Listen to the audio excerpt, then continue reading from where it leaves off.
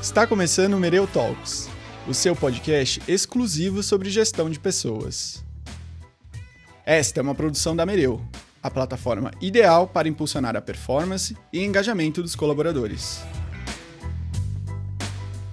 Olá, está começando mais um Mereu Talks. Eu sou o Gustavo, sou o host dessa segunda temporada junto com a Camila Guimarães e semanalmente a gente está trazendo assuntos de gente e gestão. E hoje para falar comigo eu estou com o Ivan, que é cofundador da Mereu. Oi, Ivan.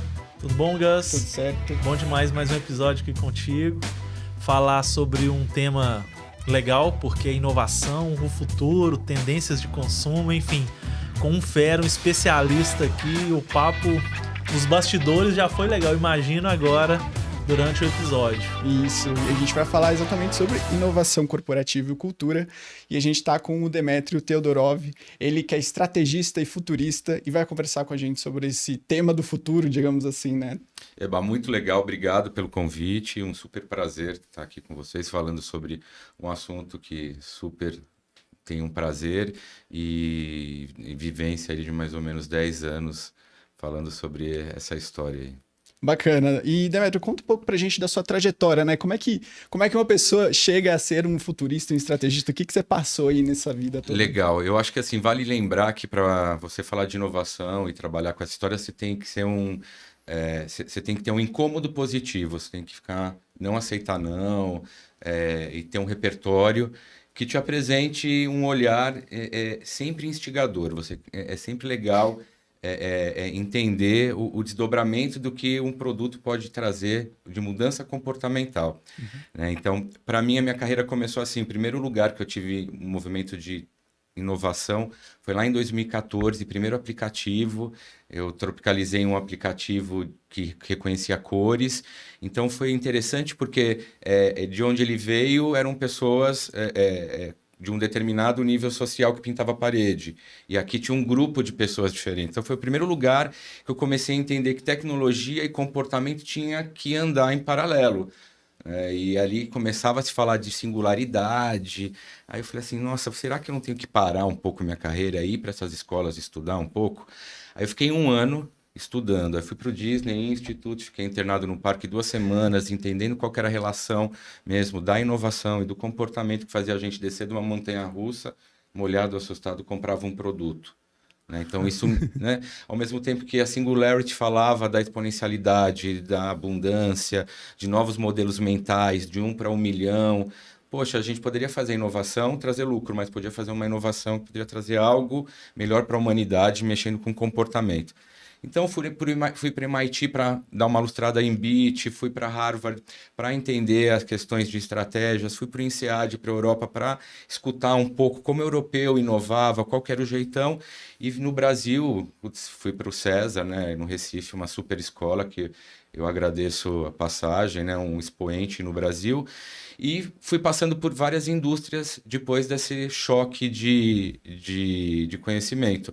Passei pela indústria de consultoria, fui para meios de pagamento, onde tive a oportunidade de fazer um implante de um chip NFC na mão direita para fazer teste de experiência de uso e de comportamento, né, de outras formas de pagamento. Bacana. Comecei a trabalhar com a experiência de como o carro poderia ser um device numa experiência de compra. Então, como que você pedir uma pizza no painel de carro, já pagar, né, e receber na porta, ou o carro, ou o meio de pagamento ser a sua chave de compra dentro de um item que é cheio de acessório, que é o carro. Né? Aí depois fui para um ambiente de varejo, que foi legal, porque eu estava a fim de entregar algo físico. Né? E trabalhei numa loja totalmente omnicanalidade, trabalhando com impressão 3D, olhando para a moda do futuro, banco digital. Onde eu, depois de 2 anos, fui para uma empresa de alimentos, onde eu tive a oportunidade de trabalhar com uma tecnologia exponencial, que é a carne cultivada.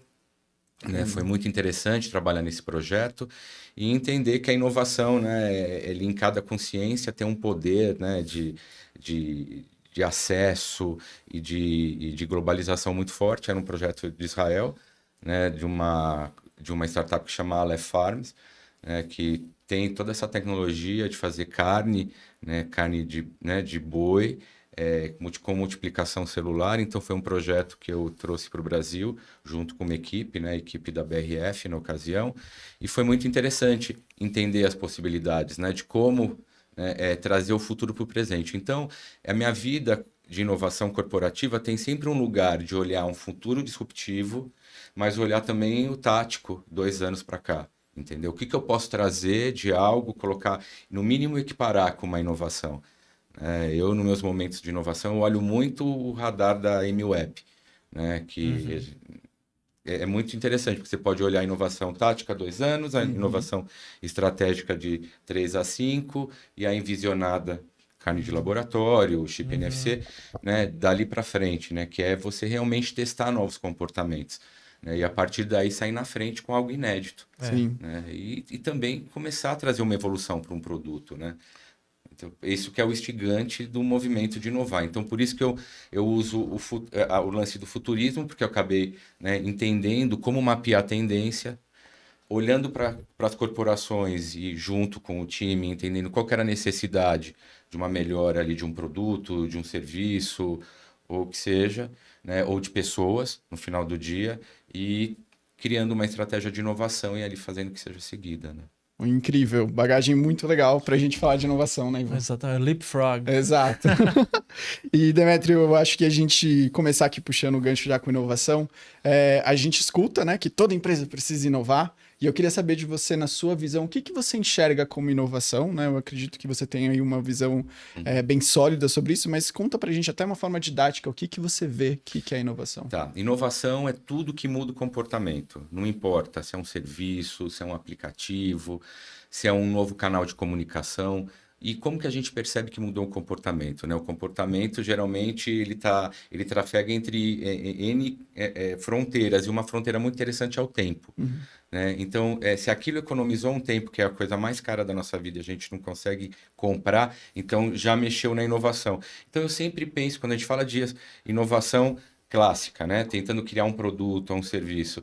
Agora, tem inovação que está muito baseada, né, em lucro, em comportamento específico. Né? Então, para cada empresa, eu acho que tem que chegar e combinar algo. Entendi. Tem empresa que está muito claro que a inovação é algo colaborativo, em que une todo mundo para ajudar a chegar lá naquela estratégia que a galera desenha. Vamos chegar em 2025 entregando isso. Porque a gente não usa inovação para acelerar essa entrega. Então, a inovação, quando é utilizada para fazer uma aceleração de uma entrega estratégica, aí a colaboração flui de uma maneira super bacana. Então, depende, cara. Eu já trabalhei em empresas que estavam super afim de inovar, mas não tinha grana, né? Mas tinha vontade. E ali começou a fazer parceria e rolou. Tinha empresa que não tinha vontade, mas tinha dinheiro. Então, começa em outra área para tentar achar, né, ali o melhor engajamento. Então, uma forma que vai se compactuando ali com o momento da empresa. Sim. E nessa linha, você acha que inovação é para todo mundo ou não? Né? Ou o que é o pré-requisito para a empresa criar um ambiente de inovação? Eu acho que eu acredito que é para todo mundo, não importa o tipo de entrega que você faça. Se você é um empreendedor numa loja do seu bairro, você tem como inovar ali dentro do seu ecossistema, ou você é uma empresa grande. Toda empresa, ela tem que inovar, senão ela fica... Morre. Ela morre, ela vai ficando para trás, porque a gente, como consumidor, a gente muda o comportamento. E comportamento é algo sutil. E, às vezes, a inovação é o que traz esse cheiro, esse olhar invisível. Né? Por exemplo, né? Um comportamento que mudou muito facilmente, um comportamento invisível que mudou, por exemplo. Eu fui criado nos anos 80. Você em shopping era criança no carrinho e cachorro na coleira. Hoje você vai ao inverso. É verdade. A criança está na coleira e o cachorro está no carrinho. Então, assim, será que as empresas elas estão sentindo essa mudança comportamental? Né? Será que a Kodak ela sentiu que as pessoas não queriam mais um álbum físico e sentiu o cheiro de uma exponencialização, onde todo mundo teria um mobile na mão? Você quer ver minha foto agora? Ó, tá aqui. Então, são esses moonshots, né? São essas esses projetos que eu acho que seria interessante todas as empresas terem, não importa o apetite, mas importa também o lugar que ela está. Então dá para fazer uma inovação terceirizada, dá para fazer uma inovação com uma equipe reduzida e trabalhar com parceiros. Tá? Eu trabalhava numa empresa de varejo e que tinha uma questão de meio de pagamento, que eu bati na porta de um parceiro de meio de pagamento, me ajuda a resolver com inovação? Putz, as duas empresas ficaram felizes, foi barato para todo mundo. Então, inovação é para todo mundo. Já estamos nesse momento, eu acredito, tá? Pela minha vivência, que a gente já está no momento de commodities de inovação. Sim. Mesmo. O que a gente vê, talvez, assim, muitas empresas se dizem, sou inovadora, mas na prática não é tanto assim. Você entende que todo mundo quer ser inovador e talvez não consiga? Ou como é que você vê isso? Eu vejo que tem duas diferenças, né? A empresa que quer inovar, mas dentro do repertório ou da maturidade, ela inova com questões que não são assets de inovação para quem olha de fora. Então, por exemplo, eu tive a graça legal de trabalhar em assinatura de contrato digital em 2016. Né, onde não se falava nesse assunto, era uma mudança de comportamento e tudo mais. E era o que tinha para aquele momento no meu recurso e foi uma bala de prata. Foi muito legal, porque eu consegui trazer o dinheiro mais cedo para casa. Porque o contrato era assinado mais rápido, mas ao mesmo tempo tinha que mudar o comportamento de um grande grupo ali que estava acostumado a receber o papel. Então, assim, mas ao mesmo tempo, se você vai trabalhar num ambiente que já está... como que eu posso dizer, com questões mais definidas com inovação, já tem uma maturidade... O terreno está mais fértil. O terreno está mais fértil, você vai avançando por outras questões, como carne cultivada, né? Que aí você já traz algo muito inovador para ser testado agora, que pode ser um novo mercado. E aí, cara, assim, as empresas, elas podem acertar o que elas querem. Bom, o que eu quero? Eu quero construir um novo produto, isso para mim é inovador. Eu quero estimular um novo comportamento para esse produto chegar, ficar maduro até determinada e introduzir, né, essa inovação. Que é a inovação lá do B. Né? Então, eu gosto muito do case da Barilla, da massa, né, de macarrão. Ela construiu, junto com um laboratório holandês, uma máquina de impressão de macarrão. Muito bacana, você coloca o design do macarrão, você usa qualquer insumo, perfeito. Só que na hora de colocá-la no mercado, ela vai ser inserida em qual rota de consumo? Ela vai ficar alojada no mercado e eu vou agendar a produção, ela vai ficar no meu condomínio, ela vai ser um micro-ondas do futuro, não? Então, assim, como que você introduz? Né? Então, a inovação ela tem que ser testada, ela tem que... então, depende de como você quer inserir um produto. Então, é estratégia, né? Estratégia versus recursos. Sim, perfeito. E em relação à composição de times, né? Você acha que as empresas hoje elas têm que ter... Depende, né? Não sei, de ter um departamento, ter uma diretoria de inovação, isso tem que estar disseminado na organização como um todo? Como que você enxerga essa relação? Depende da estrutura dela? O mundo, né, bacana seria que toda empresa tivesse uma área separada de inovação, né? Que junto com o RH, né, cuidasse de cultura também, né, conjunto de tecnologia, tivesse assets e APIs abertas, né, que junto com estratégia olhasse o futuro. Né? Então, eu acredito fortemente que o melhor modelo é ter uma pessoa que olha essa transformação. Né? E a partir daí vai municiando e rodando a roda junto com as outras áreas.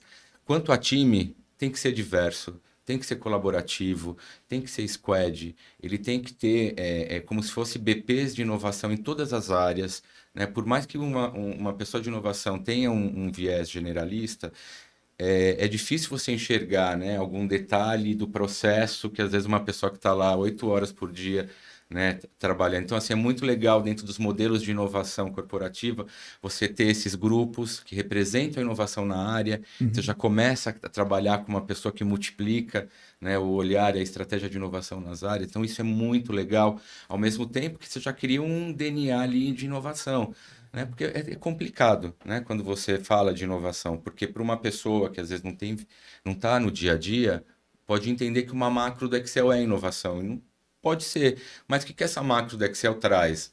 né, atrás, ao invés de um processo estruturado de inovação, né, que você olha um futuro, olha business fora do core. Né? Então, eu acredito, mas tudo bem, sabe? Se no momento Sim. da sua maturidade você tiver 2 pessoas e terceirizar todo o processo e aquilo, né, tiver um KPI que você começa, se está fazendo raise the bar ali, está trazendo um sorriso, está se bancando, né? Porque inovação é difícil você tangibilizar. Né? Principalmente quando você está abrindo uma área de inovação, ativando essa cultura. Sim. Né? Então, é intangível no final do dia. Né? E aí, como que você comprova, né, essa inovação? Né? E às Colocando... vezes a inovação talvez demanda tempo, né? E talvez no curto prazo você não consegue avaliar. Não. Né? E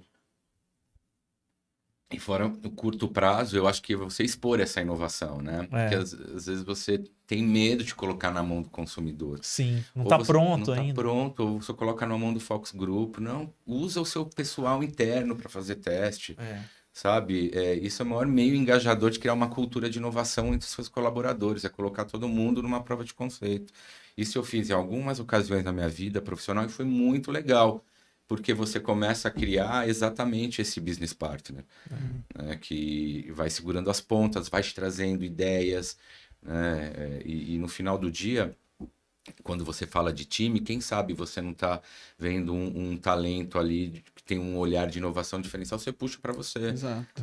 Mas você acha importante ter, então, um embaixador ou embaixadora da inovação, por exemplo? O que você vê nesse sentido? Eu acho que é importante ter um patrocinador. Um patrocinador. Um patrocinador, né? Então, eu acredito que o presidente da empresa, quando ele assume, né, esse papel de patrocinador, ele tem um engajamento automático. É uma prioridade na empresa. É uma prioridade na empresa. Né? Ele começa a entender, né, que olhar um pouquinho para o futuro pode ser a grande virada do jogo ali 2 a 3 anos, quando saturou o mercado de um determinado canal. Sim. Era muito interessante, eu trabalhava na Lelo e eu sentava atrás do meu presidente, do Gouveia, né? Então, segunda-feira era a minha placa do carro e a dele, a gente chegava cedo. Ele viu fantástico, ele falava, não, agora eu quero fazer isso. Então, interessante, porque... Começa, tudo bem, aquelas demandas loucas que você tem, né? Mas é interessante quando tem um apetite de olhar para o seu negócio de uma maneira diferente. Então, o grande patrocinador, eu acho que é a estrela do negócio. E outra coisa importante é você ter seu orçamento. Se não ficar passando sacolinha, não tem graça, né? Ou não pagar por uma prova de conceito. Né? Então, eu acho que tem um orçamento claro, né? E que aquele orçamento é especificamente para você... queimar no bom sentido para achar novos negócios. Para testar, né? Às vezes descartar é até uma parte do processo. Isso aqui não funciona, não. Isso aqui tem um potencial, né? Nessa linha, então a gente falou de estrutura. Como que você vê o papel também para as empresas inovadoras ou que querem ser inovadoras da cultura? Né? Como que você vê a cultura nesse processo de trazer a empresa a ser mais inovadora ou ser inovadora? Como é que você vê essa importância e como trabalhar a cultura de inovação dentro da empresa? Tá, eu vejo assim que as pessoas, o principal elemento da inovação, não importa para aquele que está criando ou para aquele que está consumindo, porque vai ter um olhar crítico dos dois lados. Né? Então, eu vejo que... Eu perdi o fio da meada, desculpa. Da cultura. Da cultura, tá. E a gente consegue, pelo menos a minha vivência trabalhando em RH, então assim, você trazendo elementos, trabalhar rituais, falar sobre inovação, desmistificar, né? E como eu disse, a inovação é combinada dentro do jogo corporativo. Exato. Né? Você vai inovar em produto, você vai inovar em tecnologia, em processo. Né? Então fale, comunique, utilize os canais, a TV corporativa, o Pip News, que é o QR Code que fica na porta do banheiro. Fale sobre a inovação. Patrocine, né? Que você usou esse termo, acho muito importante mesmo. Só que o mais interessante para engajar e criar a cultura é falar que a inovação nunca vai mais construir um iPhone 15. Tá? Que ela pode errar e que esse erro tem que ser festejado. Porque esse erro, no final do dia, é lições aprendidas. Porque quando ele for comunicado e alguém tiver ideia, ele vai falar, putz, eu posso usar esse pedaço que já foi testado como lições aprendidas. Então você começa a criar o ciclo positivo de tudo bem errar, tá? E aí quando você começa a divulgar isso, então você errou 3, 4 vezes, na quinta você já criou um novo modelo de negócio, que é uma nova empresa spin-off, tá gerando lucro ali separado.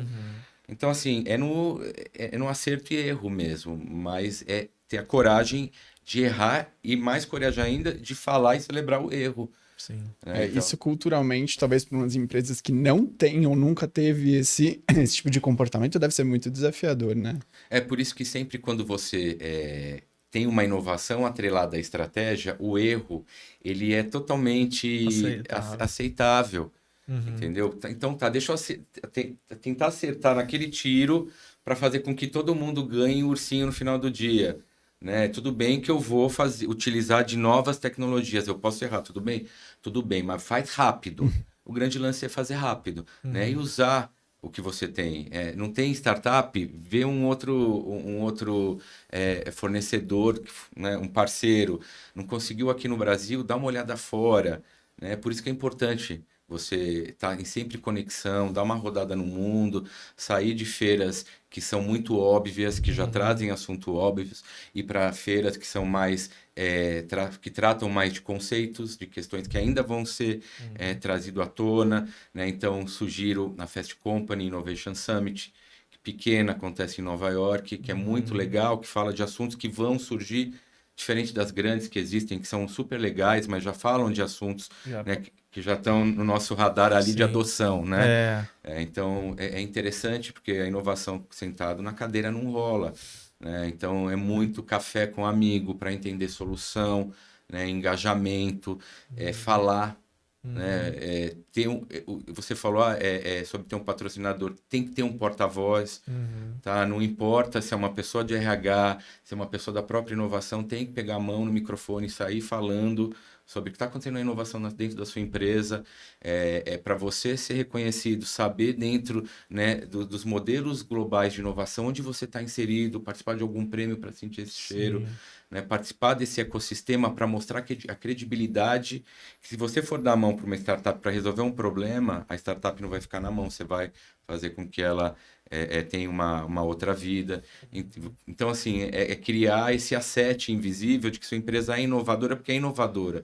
E não inova só para ter like, ou só inova para ter... para falar que né? Para falar que é. Marketing. Que tá tudo bem, mas é outra coisa de inovação, né? Não vai mudar o nosso comportamento. Sim. Ela vai fazer outra história. Entendi. Né? Em outro episódio do podcast, né, nós falamos, tem 3 grandes temáticas que têm sido muito falado tem em Stanford, que mudanças climáticas, longevidade e inteligência artificial. E aí eu queria pegar esse último, inteligência artificial. Como que você conecta a inteligência artificial dentro desse processo de inovação dentro das empresas? O que pode ajudar, o que tem apoiado, como que você vislumbra isso para o futuro? Tá, então vou dar um plus na resposta. Ótimo. Quando você fala de impacto global, hoje qualquer pessoa que fala em inovação tem que pensar em ODS, Obrigação de Desenvolvimento Sustentáveis da ONU, são 17 atributos de impacto socioambiental que, né, já separados, que nós temos que trabalhar de alguma forma. Quando você coloca dentro de algum projeto um olhar de ODS, você já começa a olhar a inovação de outra forma, inovação social. Dá para fazer inovação social em qualquer tipo de entrega. Então, eu sugiro fortemente para quem está inovando, quem quer estudar inovação e quem está fazendo implementações, olhar para as ODS e colocar como filtro de projetos. Então, nos meus últimos trabalhos, eu colocava esse projeto, quais as ODS que ele atinge? Que ele impacta. Que ele impacta. Será que a gente não pode melhorar isso? Então, você começa, e hoje, cada vez mais a gente está falando nisso. De ESG e tudo mais. De ESG. Então, assim, e tem, sabe, gente? Dá para, desde uma nova funcionalidade de um app até construir uma casa, dá para você olhar. É aplicável. E agora, quanto à questão de inteligência artificial, né?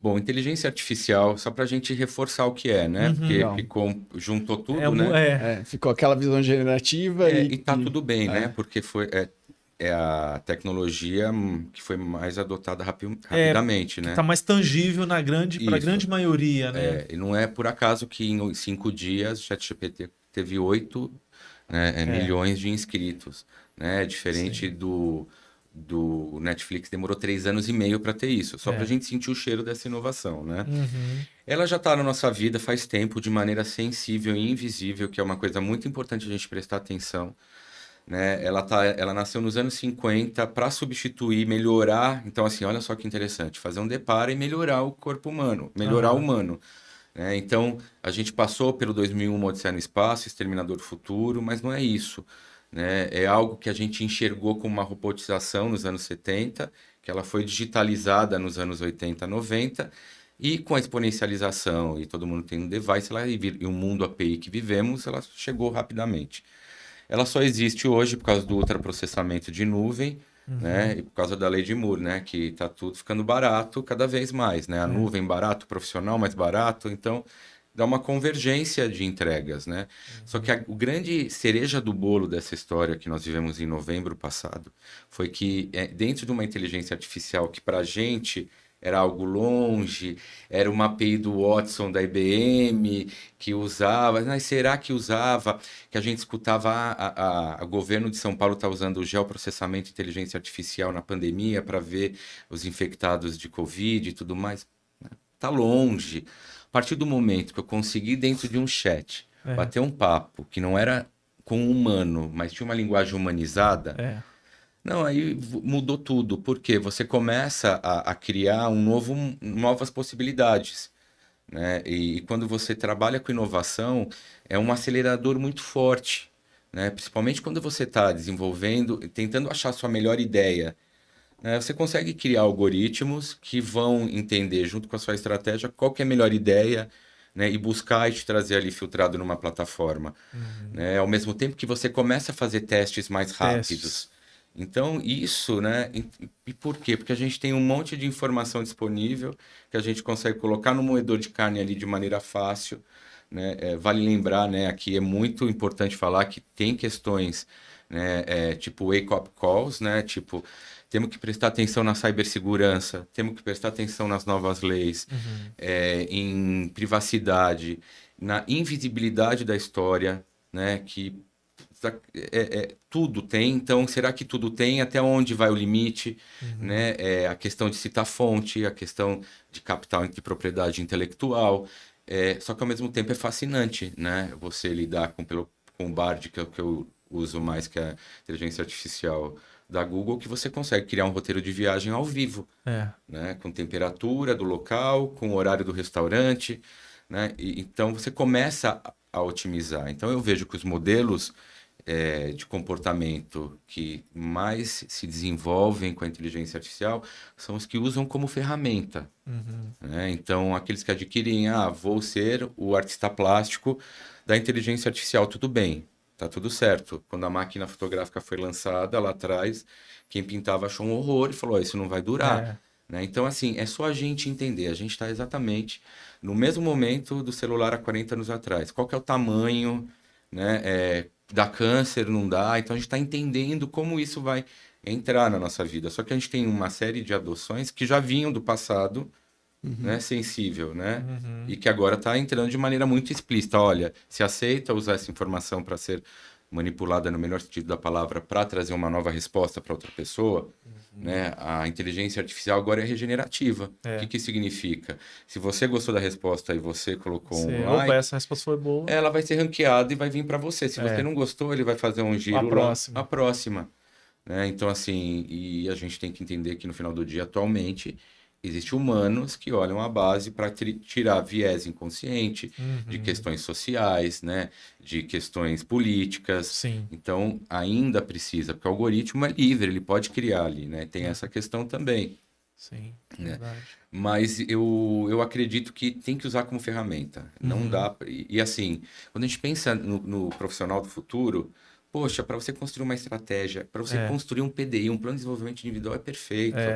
Sabe? Para você montar o perfil ali do seu profissional versus as competências. Nossa, assim, tá dado. A gente já usava, né? O RH já usava inteligência artificial, né? Só que agora tem que se Tá muito apropriar. mais acessível, né? É. Isso vai acelerar os processos de inovação, de produtividade, né? Uma ferramenta que vai acelerar muito esses processos dentro das organizações, né? Tem um estudo que a internet trouxe 10%, depois de 10 anos de uso, trouxe 10% de efetiva melhora nos processos. Esse mesmo estudo aplicado para inteligência artificial traz 50%. Puxa. O salto é muito maior. O salto é muito maior. É. Né? Então, assim, e vale para tudo, para geração de insights, para criar um novo produto. Eu uso sem o menor preconceito de possibilidade. Né? Incluo na minha vida profissional e pessoal. E é o que você falou, profissional, pessoal e todos os níveis, qualquer pessoa, desde o presidente até o faxineiro, o analista, o vendedor, o desenvolvedor, dá para usar em todos os lugares, em diferentes situações. A partir do momento que se torna invisível, eu sinto que fica infinito, né, a possibilidade. Desde o momento que você liga o seu Netflix e tem a seleção lá, quando você abre o Amazon, tem lá os livros, né, então já tá aí, tá legal, né, eu não reclamo mais disso. Né, e eu não vou mais reclamar se por acaso, dentro de um determinado padrão de acontecimento, um drone chegar na minha casa com um livro que eu comentei com você no jantar da semana passada. Por quê? Porque a inteligência artificial habilitou, tem um novo comportamento de consumo e tá tudo certo. Né? Eu acredito que a gente vai tá chegando nesse lugar, né? Descobrindo o protocolo médico, né? Vai lá refaturando, acha o que melhor índice. Né? Tudo bem, tem que ter acerto como tudo tem. E aí, quando a gente fala que tem que ter acerto, a galera fala, mas vou perder meu trabalho. Não, você vai ter uma ressignificação do seu posto de trabalho. Né? Vale lembrar que 65% dos cabras que estão em estágio de alfabetização hoje vão trabalhar em profissão que não existe. Cientista de dados não tinha 5 anos atrás, motorista de Uber, o cara que toma conta das casas do Airbnb. Né? Só para falar de questões exponenciais. Legal. Né? Sim. E, Demetrio, olhando aqui para um estudo da Exame, ela trouxe para a gente que a gestão, né, dessa inovação em tecnologia de inteligência artificial ela é baseada em 3 pilares, que são dados, tecnologia e talentos. Como é que você vê a relação disso? É o que você falou, acho que as pessoas acabam... Não é que um pilar substitui o outro ali, eles se passam a se correlacionar talvez muito melhor, né? Eu acho muito bacana, mas eu sinto falta do cliente e de pessoas. Mais né? dois. Mais dois. Legal. Né? Porque tudo isso muda o comportamento e facilita a utilização. Você começa a sentir qual que é a melhor inteligência artificial para cada momento. Né? Então, aí, assim... Com todo respeito, e você sai de um olhar muito específico. Você abre para a inovação da diversidade como um todo de uso. Legal. Vendo que tem inteligência artificial hoje em bengala para pessoas que têm redução de visão, que ela vai com acelerômetro, vai e reconhecendo e se comunicando com a pessoa durante o percurso. Existe aparelho auditivo que ele usa a inteligência artificial para mapear o ambiente. Então, assim, o uso, né, ele vai além, né, de questões corporativas. Mas quando eu olho para a questão de gestão de inovação, eu acredito muito na lapidação de ideias e na aceleração de testes. Legal. Então, esse é um ponto até interessante, né, que a gente falou um pouco de errar rápido e aprender com o erro como processo, como um processo básico da inovação, né? Como que você vê isso nas empresas atuais, principalmente no Brasil? Isso é de fácil assimilação pelos CEOs e C-level? Ou você acha que ainda tem uma resistência em deixar que o erro aconteça como forma de aprendizado e isso inibe a inovação ou a cultura de inovação? Então, eu queria saber sua percepção. E aí, complementando a pergunta, o que o RH ou a área de gente de gestão, né, nosso público ali, pode contribuir ou facilitar ou vender melhor os benefícios de uma cultura de inovação? Tá, eu vejo que hoje a gente tem essa vontade, né? O C-level tá ali com, né, o presidente, tá com vontade, entende... olha para a grama do vizinho, vê que tem uma nova empresa surgindo fora do core, rentabilizando quase igual. Então, acho que agora virou uma vontade homogênea. A concorrência está chegando aí, isso é uma necessidade, não é mais um... Exato, e acaba virando quase como uma bússola. né, de onde seguir, né? Não fica sendo meio que um consolidador ali de vontades, né? E que para errar pequeno não precisa comprar uma empresa, Sim. né? Você não precisa investir muita grana, né? É só você ter lá um ambiente seguro, trabalho. Então, assim, hoje já está mais realizado, porque esse cara foi para o Vale do Silício, né? Ele viu como funciona. Ele viu como funciona. Então, tudo bem que ele não tem interiorizado todas as questões de inovação, mas pelo menos ele sentiu o cheiro daquela padaria e quer comer aquele pãozinho no final do dia, né? Então, isso é muito legal do que tem acontecido. Então, inovação não é mais aquela palavra, né, super cabeluda que a gente escutava. Dá para seguir um roteiro, dá para seguir uma receita. Com RH, eu acho muito interessante. RH tem tantas ferramentas de engajamento e de inserção de rituais, inserção de cultura. Eu vivi uma vida onde a área de inovação morou em RH. Perfeito. Então, nós utilizávamos todos os canais, todas as competências. Então, inovação era uma competência de todo colaborador, do estagiário ao presidente, tá? Para que você conseguir mudar. Era um modelo de pensamento que tinha que ser adquirido, né? Então, assim, falar sobre o assunto, como eu disse, falar sobre os erros, falar sobre a concorrência, o que a concorrência está inovando, gerar aquela vontadezinha, aquela invejinha de, né, de lançar antes que o outro, então aquela concorrência saudável. Então, assim, o RH tem todas as ferramentas. Eu acho que o mais legal é trabalhar na competência. Então, se você tem um público engajado, se você trabalha ali a sua cultura corporativa e você conseguir colocar esse item de inovação dentro de um ambiente que já é colaborativo, nossa, você exponencializa muito rápido. Aí você utiliza de outros elementos de inovação, né? Como colocar um escritório de inovação dentro de um ecossistema para gerar fluxo de outras áreas, para sentir o cheiro de inovação fora. Não precisa mandar no Vale do Silício, vai num ecossistema. Já temos alguns aqui no Brasil.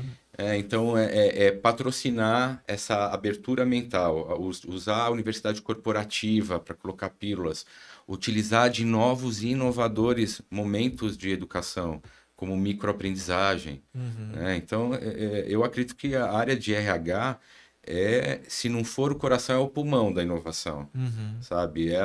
Porque ela engaja e faz com que, né, gerencia o parque de business partners de inovação, sabe? Trabalha com aquele grupo, né? Então, eu sou muito fã de RH ser muito participativo, né? Agora, Demétrio, quando a gente fala e tem falado até com algumas empresas parceiras nossas, a gente vê muito um discurso sobre a eficiência versus a inovação, né? Queria puxar contigo uma das dores que o pessoal vem enfrentando justamente quando tenta implementar uma questão de inovação, que é, cara, eu atrelo isso a metas, eu ponho um OKR, mas só ponho um OKR nisso e no resto fica metas. E outra dor que se sente, como eu reconheço, né, uma pessoa ou alguma ação de inovação dentro da minha organização? É da mesma forma que eu reconheço um atingimento de metas? A gente bonifica inovação? Então, essas dores da prática, da eficiência do que já tem em metas versus inovação, têm aparecido. Como é que você enxerga isso? Eu vou responder de trás para frente. Eu acho que você dá um bônus para quem inova, eu acho que vai totalmente contrário de quando você quer falar de uma cultura. Né? Porque na cultura você está lá, vestiu a camisa, você vai inovar porque você acredita naquilo. No limite, você dá algo que aumente o capital intelectual, né? Vai fazer um curso, ou te dá uma viagem. Ou até o reconhecimento social, não necessariamente financeiro. Exato. Né? Então, eu acredito nisso. Tá? E você está na empresa, o capital intelectual ali tem uma troca, né? Então, tá tudo certo. Quando você inova, né? Você está fazendo uma troca ali. Quanto à eficiência, né? Como que eu consigo... Eu acho que KPI de inovação, ele vai muito além de você entregar um asset digital e ele ser bem avaliado. Ele vai quanto você atingiu a cultura, e essa cultura ela vai ter impacto em outros KPIs e outros OKRs da empresa, em aderência de colaboradores, em retenção, né, em trazer novos talentos. Então, isso é um dos itens de cultura, né? Quando você entrega, trazer oportunidades de olhar novas tecnologias que às vezes o cara de inovação está ali, né, tão forte, rodando a manivela de colocar, deixar tudo em produção, que ele não tem esse olhar. Então, outro KPI interessante é quanto de tecnologia disruptiva ele trouxe para a mesa. Né? Então, isso é muito legal, porque você incomoda positivamente seu colega.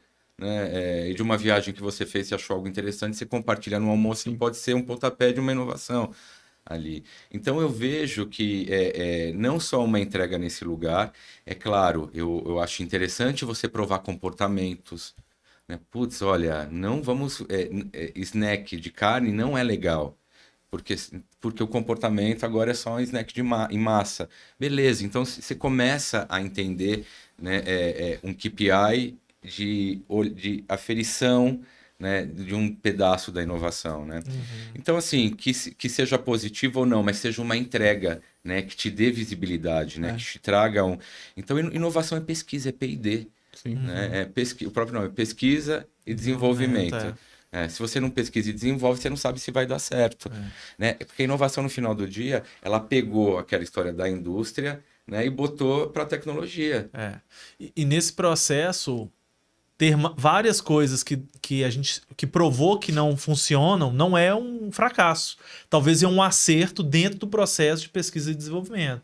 Até você chegar, talvez, num novo negócio, num novo produto, várias hipóteses vão ser descartadas, né? E um erro pode virar um novo produto. Exato. Vale lembrar o mais sambado que todo mundo fala do post-it. Começou com um erro de uma cola fraca, né? Então, assim, você pode achar outros post-its, né, dentro da sua corporação, dentro do movimento. Então, o reconhecimento fica ligado ali por um fio de satisfação mesmo, de entrega, é isso? Perfeito. Eu acredito muito nisso, porque se você for dar um bônus, ele vai virar sócio. Então nem... E aí também ele vai, talvez, limitar a sua... Opa, peraí, se meu bônus tá na parada, talvez... Como que eu vou me arriscar a testar alguma coisa nova, né? Exatamente isso, sabe? Essa algeminha de ouro, ela corta. Você tem outros tipos de atingimento de prazeres corporativos para entregar inovação.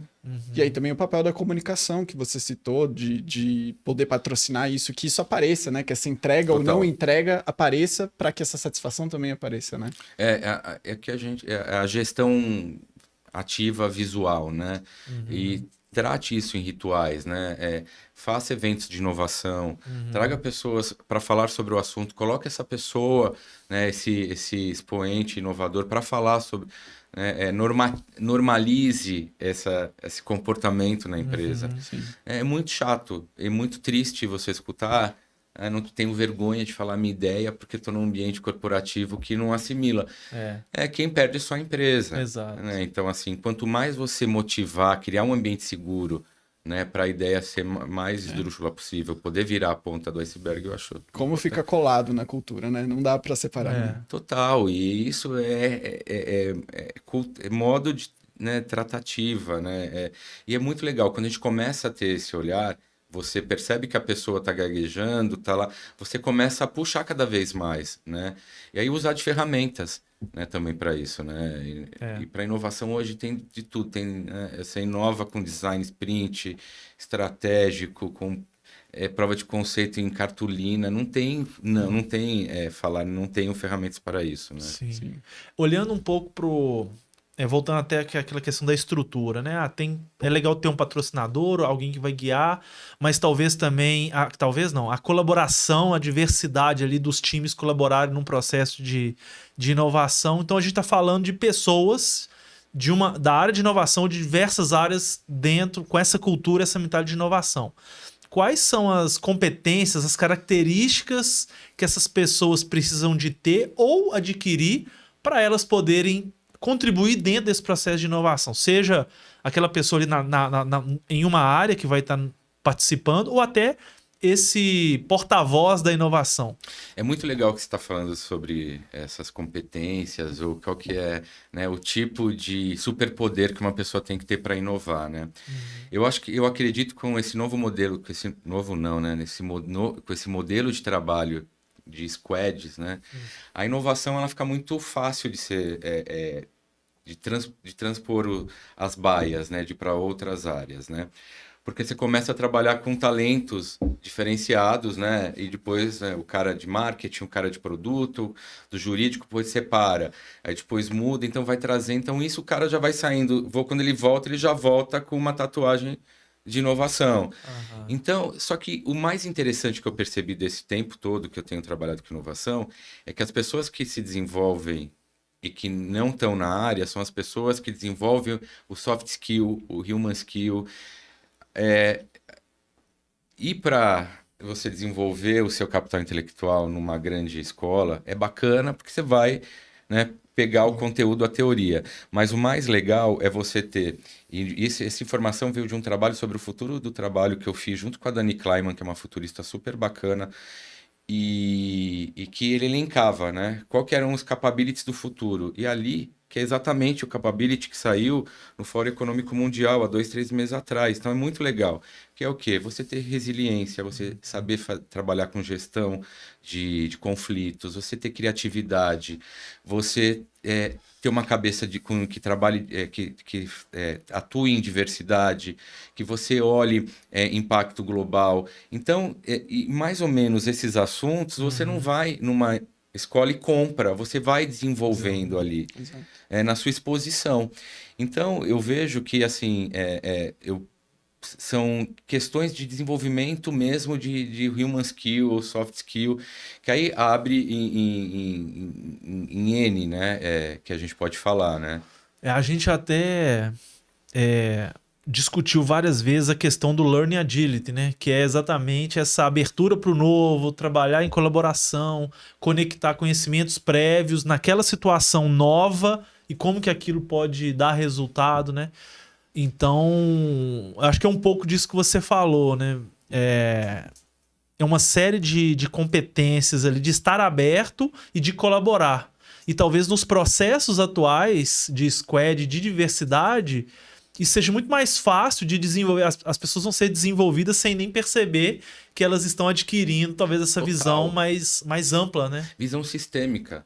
Como que você vai adquirir visão sistêmica estando só lá na sua mesa? Exato. Nossa, se você tem visão sistêmica, não precisa ser da sua empresa como um todo, mas só da sua área, você já consegue ter um lugar ali para sentir o cheiro da inovação em algum processo.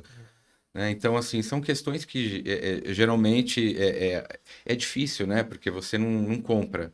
É desenvolvimento ali no dia a dia, né? É entendendo, se sentindo... É igual quando me perguntar para você qual que é o segredo da inovação. Para mim é você estar próximo e falar.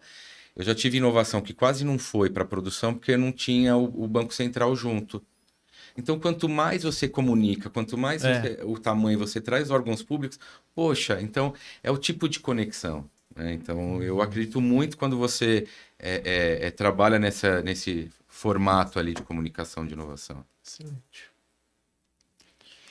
Vamos para a nossa última pergunta, então, Demetrio, aqui. Acho que, para fechar, eu queria saber o que você espera de inovação corporativa para o ano que vem, talvez num período mais curto, né? E se você tem alguma balança aí entre o que pode acontecer de fato e o que você vê talvez um tiro mais longo aí de inovação corporativa, falando para as empresas assim nesse período.